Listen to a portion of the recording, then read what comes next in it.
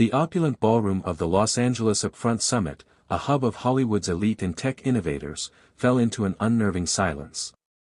Prince Harry, Duke of Sussex, concluded his carefully crafted speech. Harry kicked off his speech with the kind of deep, profound statement that only someone who's never had to work a real job could muster. As a man who was born into a life of service, I recognize that with power and a platform comes responsibility. Only to be met with a chilling void of applause. The expectant smile froze on his face, replaced by a flicker of disbelief, then a surge of barely concealed fury.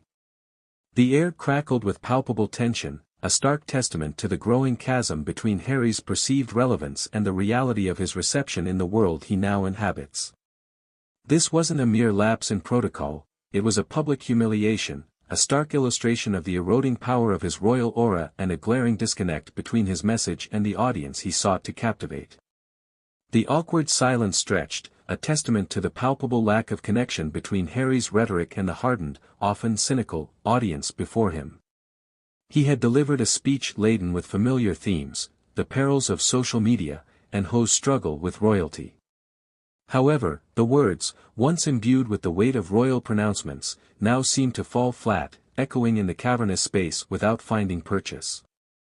The absence of applause wasn't merely a polite snub, it was a deafening statement, a collective shrug that spoke volumes about the shifting tides of public perception.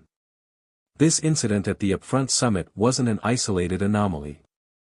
It was a symptom of a larger trend, a gradual erosion of the mystique that once surrounded Prince Harry.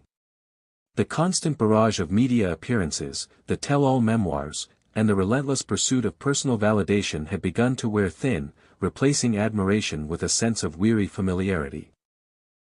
The once sympathetic figure, the rebel prince seeking freedom, had morphed into a predictable voice, his narratives recycled and his pronouncements increasingly detached from the realities of his privileged existence.